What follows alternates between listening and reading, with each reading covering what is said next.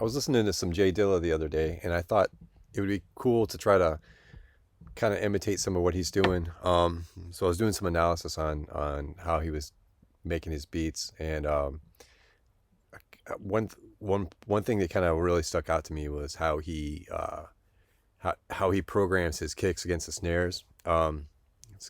It's, he's got some interesting variations in his stuff. Uh, so I just kind of wanted to quickly show what what I came up with, trying to imitate a little bit of what Jay Dilla does. So here's what I came up with for the kick and snare.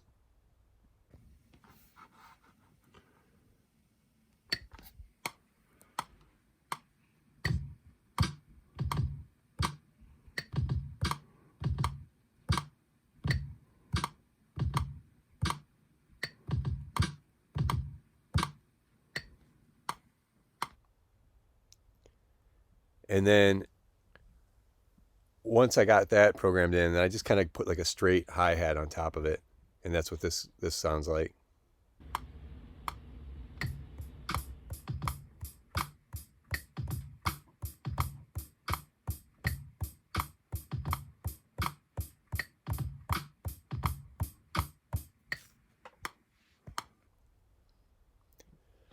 And sometimes I quantize this stuff, and sometimes I don't. It's always like a little tricky. Sometimes because if you quantize too much, you lose the feel. But if you don't, if your playing's not on, then it's going to sound off. So I actually spent a little bit of time practicing this, just trying to get it a little bit more solid. And then I did not end up quantizing it in the tune. Um, so this is what I ended up with. So here's the track I ended up with. So it was that beat, and then I came up with some piano parts, and here are the piano parts.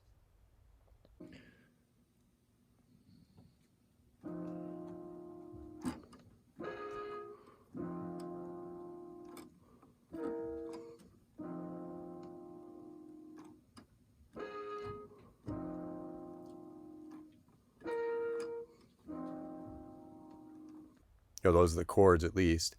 And then I programmed an upright bass using, let me pull this over, using Presence here in Studio One. Let me solo that.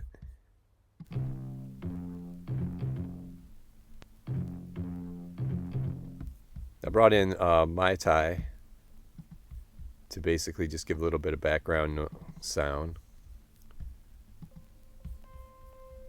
Let me turn this up. A little flourish here.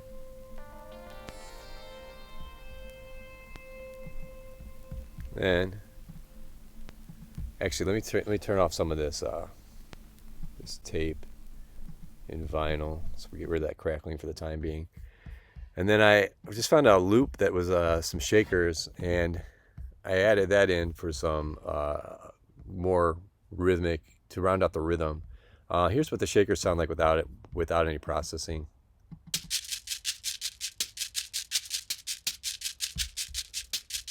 So what I wanted to do was make that a little cooler sounding, so I added some EQ. Let's open that up. A large low cut on that. So let's see. That already made it sound a little bit better. Then I wanted to do a little filtering. It's getting a little closer, and then even more filtering. Now it sounds more like what I wanted it to sound like. So if I play this with the percussion part.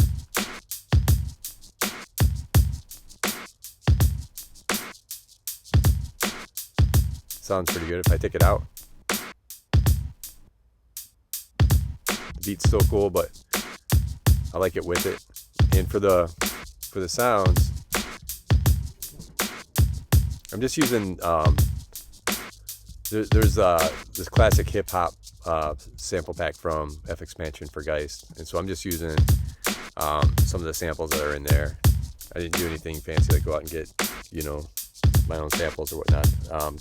frankly, a lot of the stuff that F Expansion puts out, it sounds great. I don't feel the need to really go out any further than that, at least for now. So those are the parts. Kind of what I wanted to do was try to get as much of that vibe of old school sampling and looping as I could, but I wanted to do it with effects inside of Studio One rather than kind of sampling the way that a lot of guys do, or at least used to. So for example, for the keyboards, I wanted it to sound like it was an old recording as much as possible, without it actually being an old recording. This is just me playing, so I wanted it to kind of dirty it up. So this is how it sounds clean. And I added Sound Toys Decap. Well, why isn't that loading? There we go. Decapitator. So add that in there. That gives it some grit. That's nice. I had a little tape flutter on it. Now it's getting a little bit better.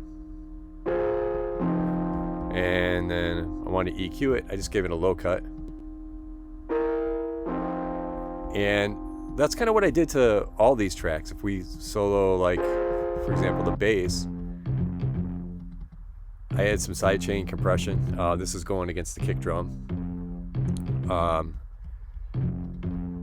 actually used a Torpedo Wall of Sound cabinet to give it some cool resonance. If I turn this off, it's like too much in your face, you know. And then of course I here at the bottom again I added a little distortion. This stuff is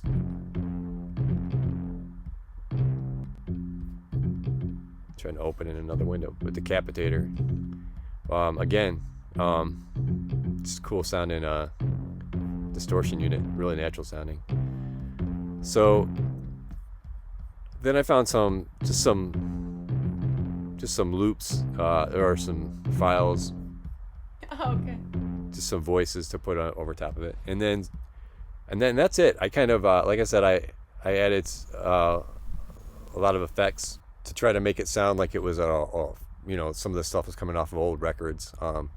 It's an exercise for me to try to learn how to use some of these tools inside Studio One to get a cool gritty sound. We use this J37 plugin to give it some tape flutter. We use the Abbey Road vinyl to give it some hiss and pop. And this is how the track ended up sounding all together. Let's play it from the beginning here. If I take some of these off the mix, it loses some punch, but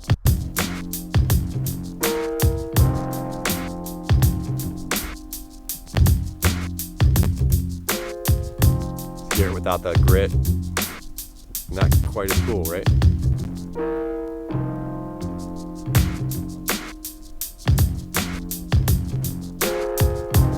So that's it. Just some ideas of how to get so it's like an old school boom bap kind of thing. If you're not familiar with Dilla, you probably should be. If you're a music producer, there's tons of stuff on YouTube and tons of stuff on Spotify. He was really prolific, so there's a lot to learn from.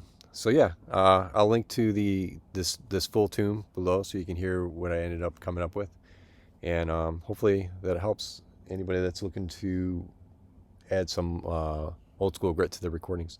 Okay, thanks for watching.